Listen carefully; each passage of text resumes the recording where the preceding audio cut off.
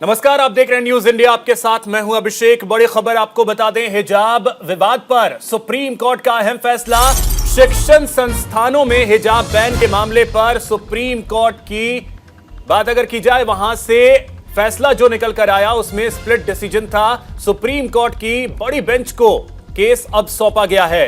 3 जजों की बेंच के पास यह मामला चला गया है। हिजाब पर दोनों जज जो हैं उनकी राय अलग अलग थी। मामले में दोनों जजों ने अलग अलग फैसले दिए। जस्टिस हेमंत गुप्ता ने बैन के खिलाफ अर्जी खारिज कर दी। जस्टिस सुधांशु धूलिया ने हाईकोर्ट के फैसले पर रोक लगाई। हिजाब पहनना अपनी पसंद का मामला है, यह जस्टिस धूलिया ने कहा। लड़कियों की शिक्षा को ध्यान में मैंने रखा, ये बातें कही गई हैं जस्टिस धूलिया की तरफ से। तो आपको बता दें कि हिजाब विवाद सीजेआई के पास भेजा गया, जिसके बाद अब 3 जजों की बेंच के पास इस मामले को भेजा गया है। तो हिजाब विवाद जो है कर्नाटक का, उस मामले में आज सुप्रीम कोर्ट ने अहम फैसला दिया। हालांकि फैसला जो था वो स्प्लिट डिसीजन था। 2 जज, उनकी एक राय नहीं थी, दोनों की अलग अलग राय थी, जिसके बाद अब इस मामले को भेजा गया है 3 जजों की बेंच में। तो 3 जज अब इस मामले पर सुनवाई करेंगे। हिजाब पर दोनों जज जो हैं उनकी राय एक नहीं हो पाई। जस्टिस गुप्ता और जस्टिस धूलिया दोनों की राय अलग अलग थी। हाईकोर्ट के फैसले को जहां एक तरफ जस्टिस गुप्ता ने सही ठहराया, वहीं दूसरी तरफ जस्टिस धूलिया ने हाईकोर्ट के फैसले पर रोक लगाई। तो इसका मतलब है कि अब यह फैसला जो है स्प्लिट डिसीजन था और इसे सीजेआई के पास भेजा गया, जिसके बाद अब यह मामला जो है वो 3 जजों के बेंच में भेजा गया है।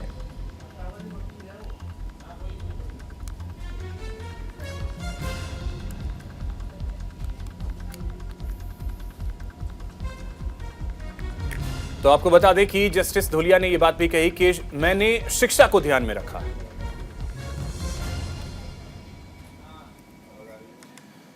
तो हिजाब पर सुप्रीम कोर्ट की बेंच ने फैसला सुना दिया है। सुप्रीम कोर्ट की बेंच ने सीजेआई से सुनवाई की अपील की है कि बड़ी बेंच से इस मामले की सुनवाई कराई जाए। सुप्रीम कोर्ट के इस फैसले पर वकीलों का क्या कुछ कहना है, वो आपको सुनवाते हैं। हिजाब विवाद पर सुप्रीम कोर्ट में आज फैसले की घड़ी थी, लेकिन इस फैसले को बड़ी बेंच को ट्रांसफर कर दिया गया। हमारे साथ आफ्ताब अली जी हैं, आप याचिकाकर्ता की तरफ से थे। सर, सुप्रीम कोर्ट ने क्या कहा, थोड़ा सा इसे आसान शब्दों में अगर हम समझ पाएं। सुप्रीम कोर्ट में ऑनरेबल जजेस ने आज जजमेंट को प्रोनाउंस करा है, और जजमेंट जब प्रोनाउंस होता है तो आप लोग सब जानते हैं कि 1:1 जजमेंट हुआ है। ये एक जजमेंट अगेंस्ट गया है, एक जजमेंट हमारे फेवर में गया है। तो उसमें this is a split judgment. ऐसे स्प्लिट जजमेंट में लीगल उसमें अगर समझा जाए तो ये लार्जर बेंच को अब जाएगा मैटर, और लार्जर बेंच उसके अंदर फर्दर आगे अपना डेलिब्रेट करेगी और उसके बाद अपना जजमेंट प्रोनाउंस करेगी। तो अभी तो फिलहाल as of now it is a split judgment, जिसमें जस्टिस हेमंत गुप्ता साहब ने उसको, जो ऑनरेबल जस्टिस हेमंत गुप्ता साहब ने उसको जो जियो था कर्नाटक गवर्नमेंट का, उसको अपहेल करा है। और उन्होंने जो जितने भी अपील्स थे याचिकाकर्ताओं के यहाँ पर, जिन्होंने उसमें हाई कोर्ट के ऑर्डर्स को चैलेंज करा था, उन्होंने उसको जो है अपील्स को डिसमिस करा है। लेकिन दूसरी तरफ ऑनरेबल जस्टिस धूलिया साहब ने उन सारे अपील्स को अलाउ करा है, और उन्होंने उसको जो जियो था उसको क्वॉश करा है, और उन्होंने फर्दर उसमें स्टे का भी अपना बोला है कि these proceedings and all those things should be stayed. So this would be a point which would be discussed in the legal perspective में, क्योंकि एक जज साहब ने तो उसको स्टे कर दिया है, एक जज साहब ने स्टे के बारे में बोला नहीं है। तो ये एक it would be point of debate. लेकिन अब वो जजमेंट जो है उन्होंने उसको आगे उसको रेफ़र करा है, लार्जर बेंच के लिए रेफ़र करा है। लार्जर बेंच में जाने के बाद इसके ऊपर अल्टीमेट कॉल ली जाएगी कि इसके ऊपर अब क्या फैसला होगा। एक और सर, कर्नाटक हाईकोर्ट की अगर बात करें, अगर हम समझना चाहें टेक्निकल तरीके से, जो फैसला था क्या वो लागू रहेगा या किस तरीके से वो हम देखते हैं? देखिए, ये एक एकेडमिक पॉइंट है जिसके ऊपर अभी मैं कुछ कह नहीं सकता हूँ, क्योंकि एक जज साहब ने तो उसको कम्प्लीटली स्टे कर दिया है अपने जजमेंट में। उन्होंने बोला है कि all those things are stayed, लेकिन एक जज साहब ने उसके ऊपर ऐसे स्टे के बारे में तो खैर मैं अभी पढ़ नहीं पाया हूँ, लेकिन उन्होंने उसको अलाउ करा है, अपील्स को वो डिसमिस करा है। और डिसमिस करने के बाद जब डिसमिस करता है तो ऐसे में तो स्टे वाली कोई बात ही नहीं रहती, बट वन जज of the bench has even stayed also. So this would be a point for discussion and deliberations between people at the appropriate level. लेकिन ये है कि इसके अंदर हाँ एक जजमेंट है ऑनरेबल जस्टिस धूलिया साहब का, जिन्होंने स्टे करा है, तो इसका एक रेलेवेंस तो है। कैमरामैन शिव कुमार भारद्वाज के साथ गौरव मिश्रा, न्यूज़ इंडिया, दिल्ली। तो चलिए आज जो सुप्रीम कोर्ट का फैसला रहा है उसके मायने क्या हैं उसे समझने की कोशिश करते हैं और साथ ही इसे लार्जर बेंच में भी भेजा गया है उसके क्या मायने हैं उसे भी समझने की कोशिश करेंगे। हमारे साथ बरखा त्रिहन जी जुड़ रही हैं जो कि सोशल एक्टिविस्ट हैं। बहुत स्वागत है बरखा जी आपका न्यूज इंडिया पर।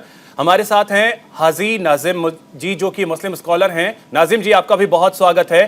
साथ ही हमारे सहयोगी गौरव मिश्रा हमारे साथ जुड़ रहे हैं दिल्ली से जो अभी सुप्रीम कोर्ट के बाहर मौजूद हैं। सबसे पहले गौरव आपके पास ही आ रहे हैं। प्रोसीडिंग आज की जो रही है उसके बारे में अगर आपसे समझना चाहें, जज साहब के वर्डिक्ट्स जो वर्ड थे वो क्या रहे?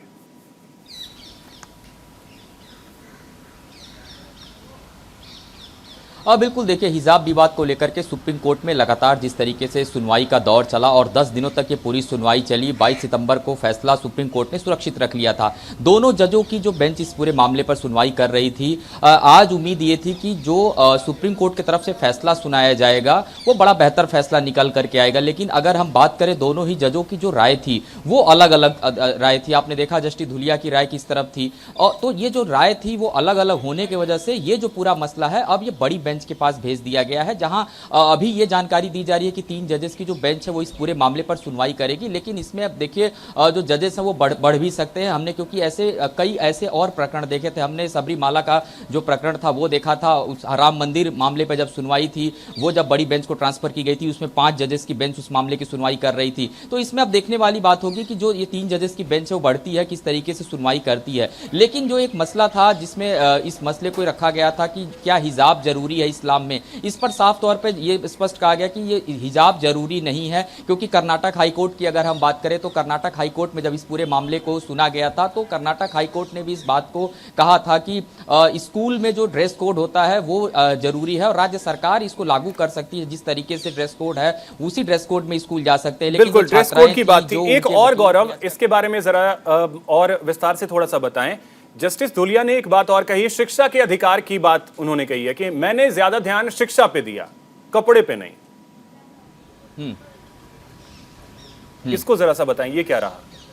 बिल्कुल देखिए, ये बात स्पष्ट तौर पर सुप्रीम कोर्ट में कही गई है क्योंकि शिक्षा का जो अधिकार है वो सभी को है। भारत में समान शिक्षा का अधिकार है और शिक्षा के अधिकार में आप देखिए उसमें ना हिंदू, ना मुस्लिम, ना सिख, ना ईसाई, इस तरीके का कोई परिपाटी नहीं है। हालांकि जो ड्रेस कोड की बात की गई थी इसीलिए उन्होंने उसको ध्यान नहीं दिया क्योंकि शिक्षा का मंदिर होता है उसमें सभी के लिए एक ड्रेस कोड है। उस ड्रेस कोड में जाकर के समान रूप से शिक्षा हासिल किया जा सकता है, इसीलिए उन्होंने उस बात को नहीं रखा, हिजाब को नहीं रखा। और दूसरी तरफ अगर हम देखें और जिस तरीके से हिजाब को लेकर के दलील दी जा रही थी, यह भी कहा गया कि अगर छात्राएं हिजाब पहन के स्कूल नहीं जाएंगी तो आने वाले दिनों में जो शिक्षा का स्तर है, खास करके जो मुस्लिम छात्राएं हैं वो हिचकेंगी, घरों से बाहर नहीं निकलेंगी। इस पर साफ तौर पर दूसरी पक्ष की तरफ से स्पष्ट किया गया कि यह जरूरी नहीं है कि इस्लाम में हिजाब जरूरी नहीं कि हिजाब पहन करके शिक्षा हासिल किया जा सके। इसमें देखिए और भी धर्मों का उदाहरण कोर्ट के अंदर एसेंशियल चीजों को लेकर के भी चर्चा हुई। ठीक है गौरव, आते हैं आपके पास फिर से। बरखा जी, अब एक कमेंट मैं आपसे चाहूंगा।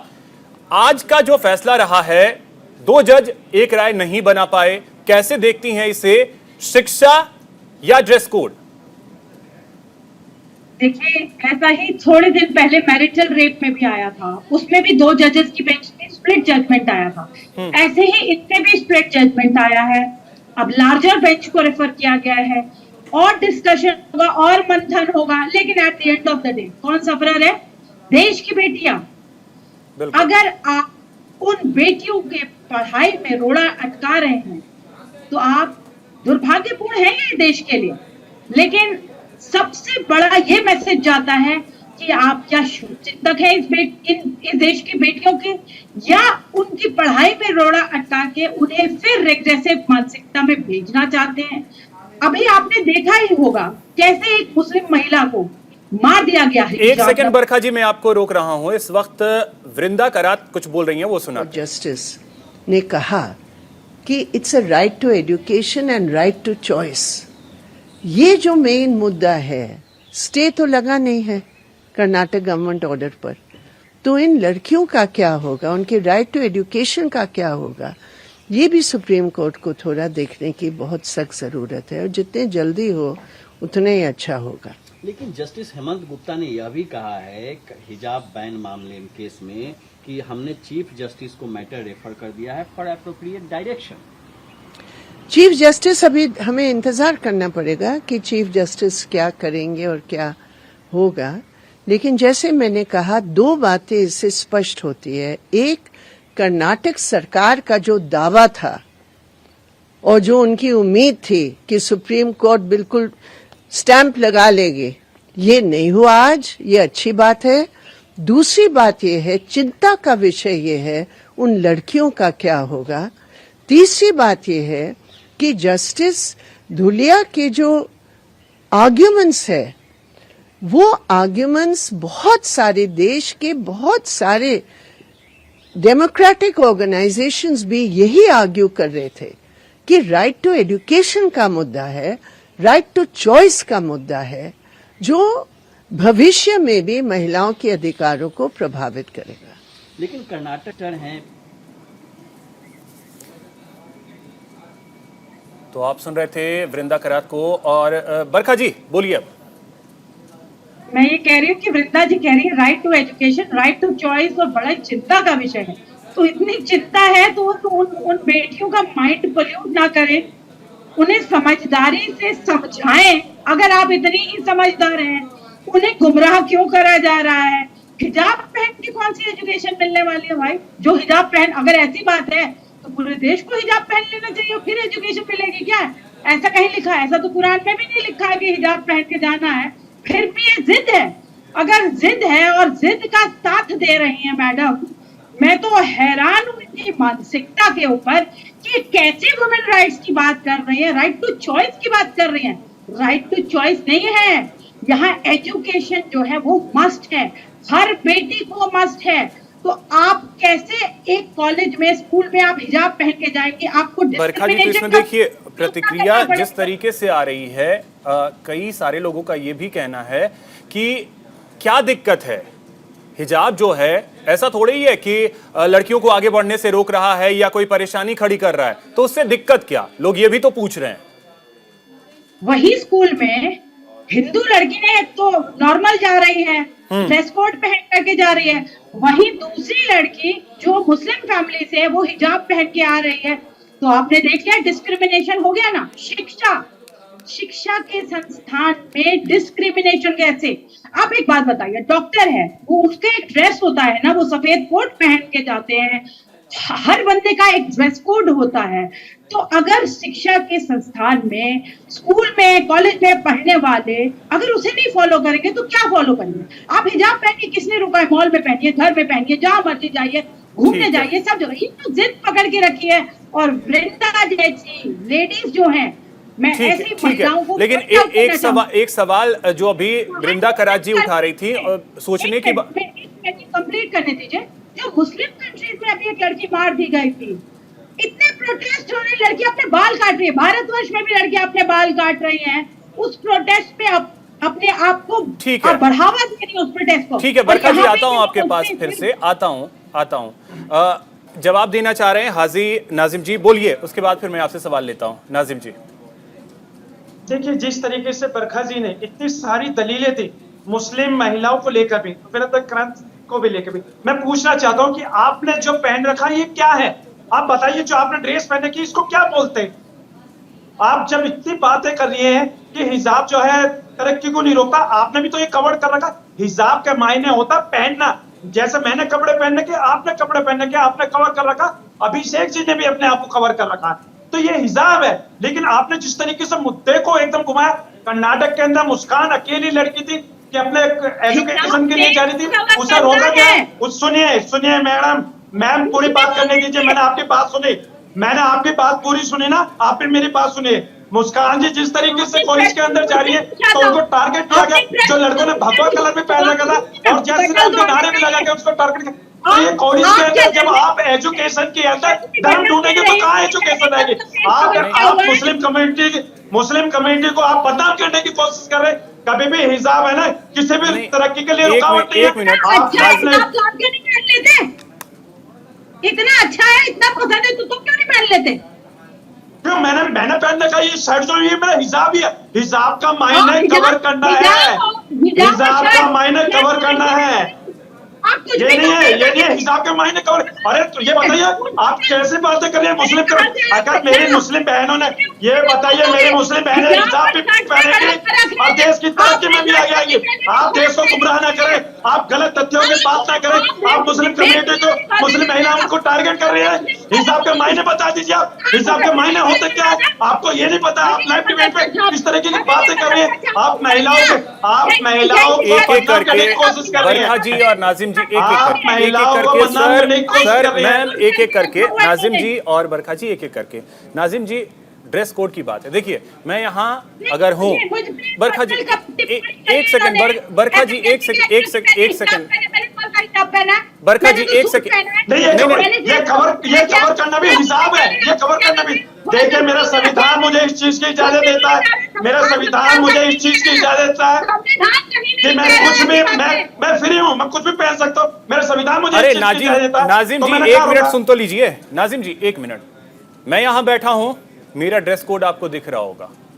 मैं यहाँ टी शर्ट और जीन्स पहन करके नहीं आऊंगा, ठीक है? मैं टी शर्ट जीन्स पहन के नहीं आऊंगा। मैं ये ड्रेस कोड जो है, जो ऑफिस की तरफ से, वो मैं पहन के यहाँ बैठा हूँ। ऐसे ही जब स्कूल जाते हैं तो स्कूल का एक ड्रेस कोड होता है, हॉस्पिटल जाते हैं तो डॉक्टरों को हम एक ड्रेस कोड में देखते हैं, ठीक है? डॉक्टर्स जब आप मरीज को होते हैं तो मरीज का एक अलग ड्रेस कोड होता है। मैं उस कोड की बात कर रहा हूँ। एक बच्चा अगर स्कूल जा रहा है, एक लड़की अगर कॉलेज जा रही है, तो वहां के अगर ड्रेस कोड नहीं है तो लोग पहन के जाते ही अलग अलग कपड़े, लेकिन जहां ड्रेस कोड है वहां दिक्कत क्या? अभिषेक जी, मैंने अभी बताया ना, ये मुद्दा कर्नाटक से उठा है। जिस तरीके से मुस्कान वहां जा रही थी उसे रोका गया, और फिर वहां पे जो छात्र थे उन्होंने भगवा भी तो पहन रखा था, उन्होंने नारे लगाए, उस लड़की को रोका। ये मेरे संविधान के अंदर कौन सी ऐसी बात है जो इस चीज को, हिंसा को बढ़ावा देती है? ठीक है बरखा जी और नाजिम जी, एक सेकंड के लिए आप दोनों को रोक रहा हूं, आप दोनों को रोक रहा हूं एक सेकंड के लिए। हैदर मुजीब जी हमारे साथ जुड़ गए हैं, एडवोकेट हैं। हैदर जी बहुत स्वागत है आपका न्यूज इंडिया पर। आज जो कुछ रहा है उसके बारे में जरा आपसे टेक्निकल चीजें समझना चाहेंगे। क्या कुछ आज रहा है, दोनों जजों के फैसलों को अगर मैं आपसे समझूं तो किस तरीके से रहा है? देखिए, जो हिजाब वाला मामला है, माननीय सर्वोच्च न्यायालय में 2 जजों की पीठ में ये मामला था। एक जज साहब ने कहा कि इसको हम नहीं मानते, और एक जज हेमंत साहब ने इनको रिजेक्ट कर दिया था इसको। एक जज साहब ने कहा कि अभी इसमें जो फंडामेंटल राइट्स हैं वो वायलेट हो रहे हैं, तो वहां से इसको रेफर कर दिया। मैंने पहले भी कहा था ये कॉन्स्टिट्यूशनल बेंच में जाएगा, जहां 5 जजेस की एक टीम बैठेगी और उस पर पूर्ण तरीके से विचार करेगी। और दूसरी बात मैं बताता हूं, ये आर्टिकल 19 जो freedom of speech as well as freedom of expression बताता है, जिस बंदे को बोलने की आजादी, पहनने की आजादी, सब चीज की आजादी को वो वायलेट करता है। और जो हिजाब का मामला है, मैं आपको बता दूं, हिजाब का मामला ये आज का नहीं है, ये 1500 और 2000 साल पुराना ट्रेडिशन है। जो हिजाब में लड़कियां, महिलाएं, ये हमारे मुस्लिम महिलाएं नहीं पहनती हिजाब को, और जो नॉन मोमडन महिलाएं वो भी हिजाब को पहनती हैं दूसरे कंट्रीज में। अब सर्वोच्च न्यायालय से जो फैसला आएगा वो दूसरी पीठ में जाएगा, 5 बेंचों की कॉन्स्टिट्यूशनल बेंच में जाएगा, वहां हम देखते हैं कि इस पे क्या प्रतिक्रिया आती है। दूसरी बात, मैं एक बात कहना चाहूंगा, इस मुल्क में प्यार और मोहब्बत के पैगाम हम लोगों को सबको बांटने चाहिए। आज से पहले भी हमारी बहन बेटियां जिस ड्रेस में जाना चाहती हैं उस ड्रेस में पूरी आजादी है, मगर आपको कंसेंट देखी जाएगी। मैं आपको बताता हैदर जी, मैं एक सेकंड के लिए आपको रोक रहा हूं, कुछ प्रतिक्रियाएं आ रही हैं, सुना देते हैं। हम इसका वेलकम करते हैं और इस उम्मीद के साथ कि आगे जो है ये हिजाब के फेवर में मामला आएगा। तो देखिए प्रतिक्रियाएं आ रही हैं। हैदर जी अब बोलिए। मैं आपको बताता हूं कि जो कंसेंट जो होती है किसी भी चीज के लिए, आपको क्या पहनना है, क्या खाना है, उस पे हम कोई रोकथाम नहीं करते। ये हमारा संविधान पूर्ण तरीके से, और जो हिंदुस्तान जो पूरे कंट्रीज में जाना जाता है वो डाइवर्सिटी और अपने कल्चर की वजह से जाना जाता है। जिसको जिस तरीके की ड्रेस पहननी है वो पहने। पर एक ड्रेसिंग कोड जो कर्नाटका में आया था उसमें पहले कोई बैन नहीं था। एक तरफ बेटी बचाओ बेटी पढ़ाओ का ये नारा देते हैं, तो बेटी बचाओ बेटी पढ़ाओ का इंस्टीट्यूशन में इस तरीके का माहौल क्रिएट कर देना, आज आप हिजाब को लेके आ रहे हो, कल आप किसी और चीज को लेके आओगे। ये ठीक है। कंसेंट का मामला हैदर जी, है, जिस हर किसी को एक पूर्ण तरीके से आजादी है। वो कुछ क्या और चीज चीजें करनी, हैं क्या टेक्निकल, चीज वो नहीं हम पहले। आपसे आगे भी समझने की कोशिश करेंगे। हिजाब विवाद पर सपा सांसद शफीकुर रहमान बर्क का बयान सामने आया। लड़कियां बेपर्दा घूमेंगी तो आवारगी बढ़ेगी, ये तर्क है बर्क का। ये मजहबी मामला है, सारा माहौल बीजेपी ने बिगाड़ा है, ये कहा है शफीकुर रहमान बर्क ने। तो बर्क का तर्क क्या है वो जरा आप सुन लीजिए कि सारा माहौल बीजेपी ने बिगाड़ा है।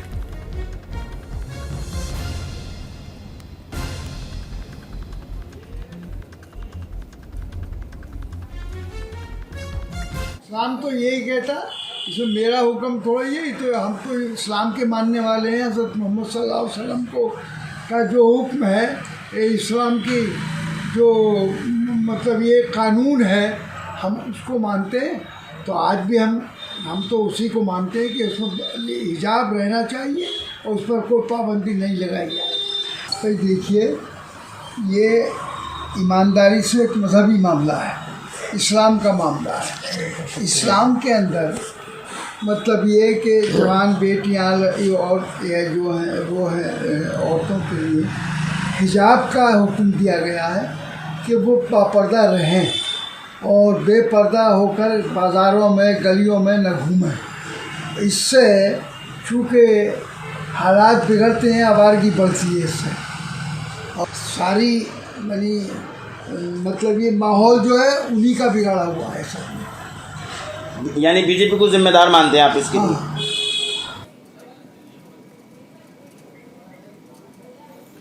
तो ये है बर्क साहब का तर्क। सुप्रीम कोर्ट के हिजाब विवाद पर फैसले का मुस्लिम पर्सनल लॉ बोर्ड ने स्वागत किया है। प्रैक्टिस और अपने कल्चर में जीने की जो आज़ादी है उसको भी सामने रख करके संविधान में जो एक्ट्स दिए हुए हैं उसकी भी आज़ादी को देख करके ही हमारे जजेस हजरात उसको फैसला करते हैं। तो बहुत सारी चीज़ें उनके सामने होंगी और इसीलिए उन्होंने बड़ी बेंच को दे दी है। तो हम लोग इंतज़ार करेंगे और उनके फैसला जो भी होगा हम लोग स्वागत करेंगे। हिजाब विवाद की सुनवाई अब सुप्रीम कोर्ट की बड़ी बेंच करेगी। इस मामले पर नेताओं का क्या कुछ कहना है ये भी आपको सुनाते हैं। संविधान के आधार पर इस मामले को देखेंगे और जिस बेंच के पास अब ये मामला जाएगा, बड़े विस्तारित बेंच के पास, वो भी इसको संविधान के आधार पे ही देखेंगे। तो मुझे बहुत उम्मीद है कि आज के इस फैसले के बाद ये वो भी तय करेंगे कि ये बैन संवैधानिक अधिकारों का हनन करता है। पास जाएगा, वो लार्जर बेंच को रिफर करेंगे। पर कुल मिलाकर मैं ये कहना चाहूंगा, भारत के संविधान का पालन होना चाहिए। निजता, धर्म की स्वतंत्रता, पहनावे की स्वतंत्रता, बोलने की स्वतंत्रता, उस दायरे में किसी को किसी राजनीतिक दल को रोकने का अधिकार नहीं। तो हम चर्चा इस मुद्दे पर कर रहे हैं। हमारे साथ खास मेहमान बने हुए हैं, बरखा जी हमारे साथ हैं, हाजी नाजिम जी हमारे साथ हैं। हाजी नाजिम जी, आपसे अब एक प्रतिक्रिया चाहेंगे। बर्क साहब को भी आपने सुना होगा, आवारगी कैसे बढ़ती है आप बताएं। कई मुस्लिम बहनें भी हैं जो बिना हिजाब के सड़कों पे घूमती हैं, उससे क्या आवारगी बढ़ रही है? अभिषेक जी, सबसे पहले तो मैं आपसे ये कहना चाहता हूँ, बरखा जी जो मुस्लिम महिला है, हिंदू महिला जो उनके ऊपर हंस रही है, या ये जो फैसला हिजाब के उसमें उस पर अपनी हंसी की प्रतिक्रिया दे रही है, ये बहुत ही सोचने विचारने वाली बात है। लेकिन सबसे पहले जो अभी आपने कहा कि हिजाब वाला जो मुद्दे से कि देश के अंदर क्या माहौल बनेगा, देखिए अगर हम अपने कवर करके हमारी माता बहनें चलेंगी तो सुरक्षित रहेंगी। अगर अपना शरीर दिखाएंगे तो देश के अंदर क्या माहौल होगा। आपने देखा होगा बहन बेटी कभी सुरक्षित रहती है। देश के अंदर जितने भी अपराध फैल रहे हैं, बहन बेटियों के शोषण हो रहे हैं, उनको उठा कर ले जाते हैं, गलत हरकत करते हैं, मार दिया जाता है। इस तरीके की जो हरकत देश के अंदर चल रही है, रेप हो रहे हैं, तो ये सब सुरक्षित हो जाएंगे हिजाब के मुद्दे से। बर्क साहब को अभी आपने सुना होगा, बड़े गौर से अगर आपने सुना होगा, उन्होंने कहा कि अगर वो हिजाब पहन करके सड़कों पर घूमती हैं, गलियों में घूमती हैं तो सुरक्षित रहेंगी। स्कूल का नाम भी उन्होंने नहीं लिया, कॉलेज का नाम भी नहीं लिया। यानी स्कूल कॉलेज में बहन बेटियां वैसे भी सुरक्षित हैं, वहां वो हिजाब पहन करके ही रहेंगी तो सुरक्षित रहेंगी, ऐसा तो है नहीं। बर्क साहब भी इस बात को मान रहे हैं कि गलियों में आवारगी बढ़ेगी, स्कूल कॉलेज में थोड़ी ना आवारगी बढ़ाने के लिए है। अभिषेक जी मुझे ये बताइए, हिजाब तरक्की में रुकावट पैदा करता है किसी की? नहीं करता ना। बिल्कुल नहीं करता। मुस्लिम समाज के तो फिर हिजाब को जो मुस्लिम लड़कियां जो ये कहते हैं कि सबका साथ सबका विकास वाली बातें लेकर चलते हैं, बेटी बचाओ बेटी पढ़ाओ, तो ये कहाँ है? अगर ये मान के चलिए आप अगर एजुकेशन के अंदर ही धर्म ढूंढेंगे। अब मैं आप ही से पूछता हूं, कल के डेट में कोई हिंदू लड़का अगर धोती कुर्ता और भगवा लपेट करके स्कूल पहुंच जाए तो क्या ये जस्टिफाइड है? आप ही से पूछता हूं, क्या ये जस्टिफाइड है?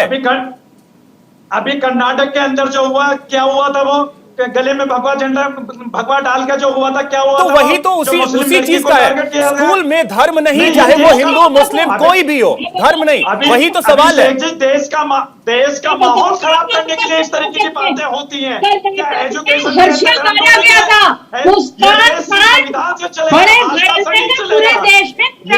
संविधान से चलेगा, आस्था से नहीं चलेगा। मेरा भाई हर्षा मारा क्या किया? कौन किया? मेरा भाई हर्षा। हिजाब से क्या दिक्कत है आपको? हिजाब से क्या दिक्कत है? हिजाब मुस्लिम कम्युनिटी में आप अपने बुजुर्गों के सामने जाते हैं, आप पर्दा करते हैं या नहीं? ये बताएं। कर्नाटक में क्या हुआ? सिर्फ एक प्रतिक्रिया देने पे मेरा भाई हर्षा मारा गया, जिसे मार डाला गया। अब वो जिंदा नहीं है। यानी कि ये मान के चलिए, जिस तरीके से आप बात करिए, बरका जी बात सुनिए, भारत के अंदर मॉब लिंचिंग होती है, सिर्फ मुसलमान की होती है, एक पवित्र नाम लेकर मार दिया जाता है। अखलाक हो, जुनैद हो, तबरेज अंसारी हो, क्यों मार दिया जाता है? ये क्या आप इस बात का हिंसा का बढ़ावा कर रही है भारत के अंदर? आप गलत तर्क पेश कर रही है बरका जी, आप गलत तर्क पेश कर रही है देश के अंदर। ये बताइए हिसाब से क्या दिक्कत है? एक एक करके नाजिम जी और बरखा जी एक एक करके। नाजिम जी देखिए, मैंने सीधा सवाल आपसे पूछा था कि क्या कुर्ता धोती और भगवा पहन करके कोई बच्चा स्कूल पहुंच जाता है वो जस्टिफाइड है? बीइंग अ हिंदू मैं इसका समर्थन कभी नहीं कर सकता। स्कूल का जो ड्रेस कोड होगा वो उस हिंदू बच्चे को पहनना होगा। मैं ये क्लियर खुल करके बोल रहा हूं, यही चीज मैं चाहता हूं, आप ये चीज खुल करके बोलें कि जो स्कूल कॉलेज का ड्रेस कोड है उसे हर बच्चे को पहनना होगा, भले वो हिंदू हो, मुस्लिम हो, सिख हो, ईसाई हो, कोई हो। किसी मिशनरीज में तो कोई नहीं पहन करके जाता कोई दूसरे ड्रेस को। अभिषेक जी, अभी जिस तरीके से मेरे अपने जज साहब ने कहा कि उन्होंने एजुकेशन को देखकर कहा कि ना कि हिजाब को देखकर, तो बहुत अच्छा फैसला है वो। बहुत मैं समर्थन करता हूं इस बात का कि उन्होंने बहुत अच्छे कहा। लेकिन अभी जिस वही जस्टिस गुप्ता ने भी कुछ कहा है। जस्टिस गुप्ता की बात को क्यों आप इनकार करें? दोनों ऑनरेबल जजेस हैं, दोनों जजेस ऑनरेबल हैं, दोनों की बातें अपनी अपनी जगह पे हैं। एजुकेशन के अंदर अगर धर्म ढूंढेंगे तो देश का माहौल खराब होगा।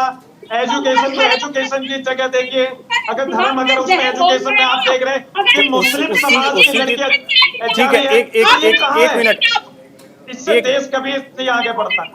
ठीक है बरखा जी, ठीक है, बोल रहे मुझे बताया जाए। नहीं बरखा जी, अब देखिए मैंने क्लियर जैसे बोला कि कल के डेट में कोई हिंदू बच्चा अगर धोती कुर्ता और भगवा लपेट कर पहुंच जाता है, क्या ये जस्टिफाइड होगा? इसका समर्थन कोई करेगा? सबसे बड़ी बात ये जो इस्लाम के ठेकेदार यहाँ बैठे हैं कि बोल रहे हैं हिजाब पहन के जाओ, ये खुद क्यों नहीं पहन लेते हिजाब? मैम पहले अपने भाषा शैली पर संयम रखिए। किस तरीके की बात कर रही हैं आप महिला हैं, मैं आपका सम्मान करता हूँ, आप किस तरीके के ठेकेदार कह रहे हैं? गलत बातों को बिल्कुल नहीं, आप गलत बात पेश कर रहे हैं तो देश के अंदर गलत बातों का माहौल खराब करना चाह रहे हैं। आप देश के अंदर गलत बात पेश करके देश का माहौल खराब करेंगे, बिल्कुल गलत है। देश संविधान से चलता है, आस्था से नहीं। आप किस तरीके की बातें कर रही है? आप गलत बात कर रही हैं, आप देश का माहौल खराब करने की बात कर रही है। हमारी बेटियां हिजाब भी पहनेंगे और देश की तरक्की में सब में आगे भी आएंगे।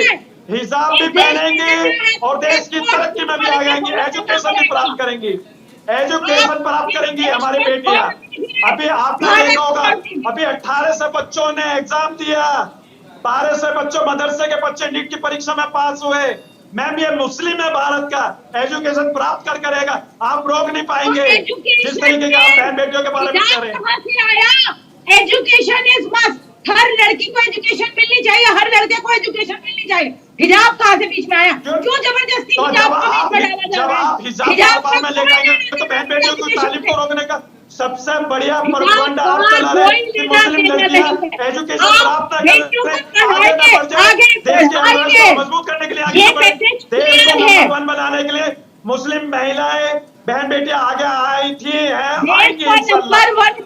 मुस्लिम समाज बहुत तरक्की के साथ देश को बहुत अच्छा बना के लेके चले। आप मुस्लिम कम्युनिटी को बदनाम न करें। आपको एक मिनट बरखा जी और नाजिम जी, एक मिनट देखिए, एक एक करके अपनी बातें, एक एक करके अगर अपनी बातें रखेंगे तो हमारे दर्शक जो हैं उससे बेहतर तरीके से समझ पाएंगे। एक एक करके बरखा जी बोलिए। वो बोलने नहीं देते, जैसे ही मैं बोलती हूँ वैसे ही बोलना शुरू कर देते हैं। अच्छा, महिलाओं को सम्मान करते हैं, आप गलत बात करें। वो तो दिख रहा है, अब नहीं बोलेंगे, ठीक है बरखा जी, अब बोलिए, अब वो नहीं बोल रहे हैं, बोलिए। मैं सिर्फ इतना कह रही हूँ, एजुकेशन और हिजाब का कोई तालमेल नहीं है, कोई दूर दूर तक का भी लेना देना नहीं है। अभी जो ब्रॉडर बेंच पे गया है डिस्कशन, वो सिर्फ और सिर्फ इनके आतंक की वजह से क्या है, इनकी जिद की वजह से क्या है, जो ऐसा ये किस तरह की बात कर रहे हैं? अभी बताइए नाजिम जी, देखिए मैंने ये कहा था एक एक करके। अब देखिए वो आप को बदनाम करने की कोशिश कर रहे हैं, मैडम माफी मांगनी चाहिए आपको। नाजिम जी, फिर आप अपनी बात रख लीजिएगा, पहले उनको सुन तो लीजिए, सुन लीजिए, फिर आप अपनी बात भी रख लीजिएगा। मैं आपको पूरा समय दे रहा हूं। देख लीजिए, इन्होंने मुझे बोलने भी नहीं देते, को पैनलिस्ट को बोलने भी नहीं दे सकते। इनसे बड़े क्या हो सकता है? दुर्भाग्यपूर्ण स्थिति यह है। समाज को आतंकवादी कहते हैं, आतंक फैलाने वाले कहते हैं, तो मैं आपके बात को गलत है, मैं गलत बात कभी नहीं करता। जो आपकी चैनल की मर्यादा को खराब कर रहे हैं, ऐसे लोगों को बॉयकॉट करिए। आप ऐसी बात करके देश का मान सम्मान बढ़ा रहे हैं, देश को आप गलत तरह की बात कर रहे हैं, आपके बिल्कुल गलत बात है। आप मुस्लिम कम्युनिटी को बदनाम करने की कोशिश कर रहे हैं। ठीक है बरखा जी, आप अपनी बात पूरी कीजिए, फिर एक सवाल मैं नाजिम जी आपसे लेता हूँ कि अपनी बेटियों का सम्मान करिए, उनकी इज्जत करिए और उन्हें पढ़ने दीजिए। स्कूल कॉलेज में कोई हिजाब पहन के जाए, ऐसी उनकी मानसिकता को जबरदस्ती जहर मत खोलिए उनके दिमाग में। उनको फ्री बर्ड्स रहने दीजिए, पढ़ाई करने दीजिए। अगर वो हिजाब पहन के जाते हैं, समाज में मुस्लिम बहन बेटियों को बहुत खुली। ठीक है बरखा जी, एक सेकंड। नाजिम जी, देखिए मैंने 2 सवाल आपसे पूछे थे, खुल करके आप उसका जवाब नहीं आप दे पाए, उसका जवाब भी आपने नहीं दिया। जैसा मैंने आपसे पूछा भी था, ड्रेस कोड क्या महत्वपूर्ण होता है या नहीं। दूसरा ये कि जो बातें आज कही गई हैं कोर्ट की तरफ से, अब तो खैर वो हायर कोर्ट में चला, हायर जजों के पास चला जाएगा, 3 जजों के बेंच के पास भेजा जा रहा है। एक सेकंड के लिए मैं आपके पास आ रहा हूं। एक बड़ी खबर है, कर्नाटक के शिक्षा मंत्री बीसी नागेश ने शैक्षणिक संस्थानों में हिजाब पहनने का सपोर्ट कर संगठनों को भी आड़े हाथों लिया है। नागेश ने कहा है कि ऐसे संगठन हमेशा इस समाज को बांटेंगे, ऐसे संगठन समाज को बांटने के लिए हिजाब का इस्तेमाल कर रहे हैं। प्रतिक्रिया सुनाते हैं। And they will be always want to split this society, and they will be splitting. They are using hijab to split the society.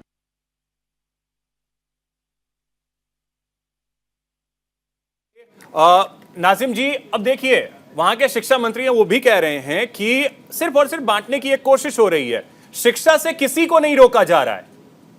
शिक्षा हासिल कीजिए, आइए, कोई दिक्कत नहीं है।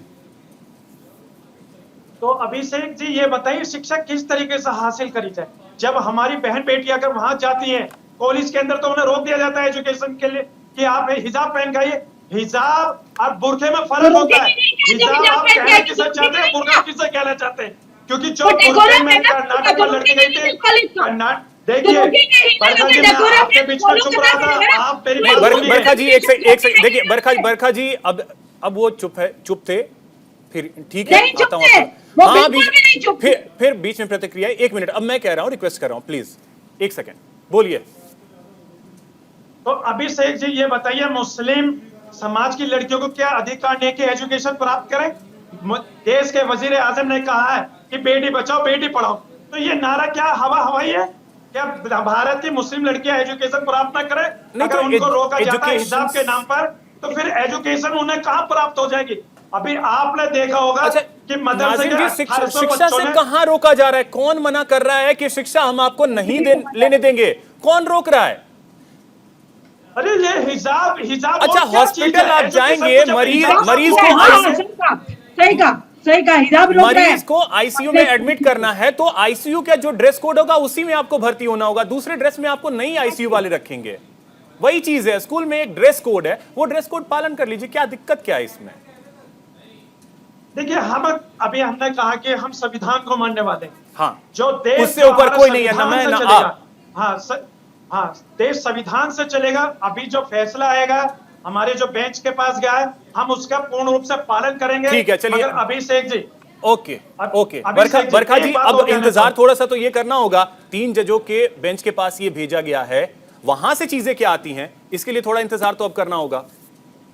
जी बिल्कुल, इंतजार तो करना होगा, लेकिन देश में एक अच्छा माहौल बने, और मैं ये आशा करती हूँ कि ऐसा ही आएगा जजमेंट कि हिजाब स्कूल कॉलेज में नहीं पहनना, ड्रेस कोड फॉलो करना है, बेटियों को आगे बढ़ाना। हमेशा भारतवर्ष में बेटियों के सम्मान की बात हुई है, बेटियों को आगे बढ़ाने की बात हुई है, वुमेन एम्पावरमेंट की बात हुई है, महिला सशक्तिकरण की बात हुई है।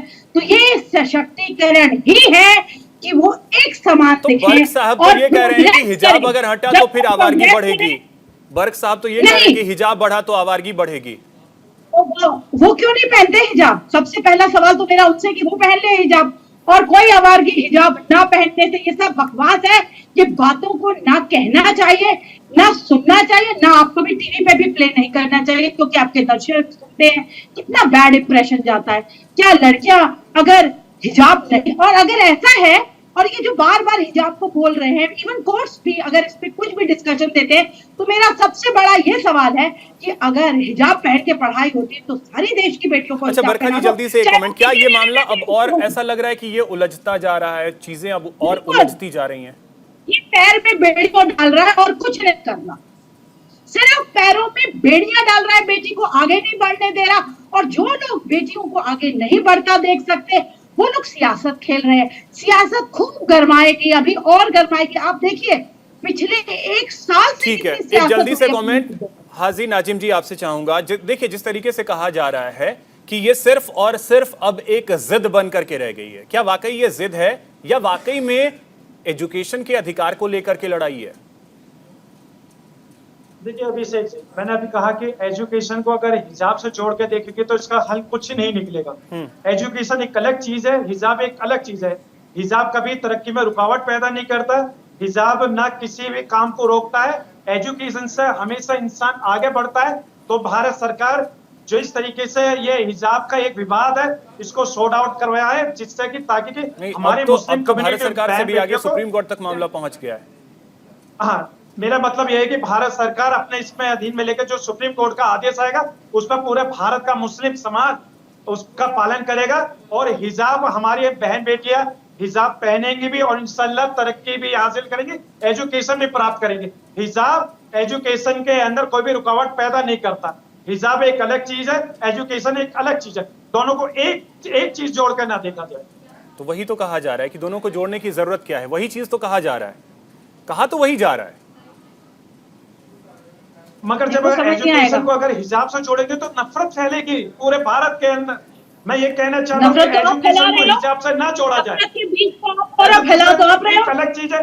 बेटियों के दिमाग में भी नफरत फैला रहे हो, जिन्हें जबरदस्ती हिजाब में पहना करके भेज रहे हो, उनके माइंड्स को पोल्यूट कर रहे हो। मेरे इस्लाम कभी भी किसी को जबरदस्ती कोई चीज नहीं नाजिम जी, एक चीज देखिए, मैं एक छोटा सा उदाहरण दे रहा हूं। कुछ तो कारण रहा होगा कि आज दुनिया के कई देशों में महिलाएं अपने बाल काट रही हैं। ईरान में अमीनी के साथ जो कुछ भी हुआ, उसके बाद कुछ तो कारण रहा होगा कि महिलाएं अपने बाल काट रही हैं, कुछ तो कारण रहा होगा।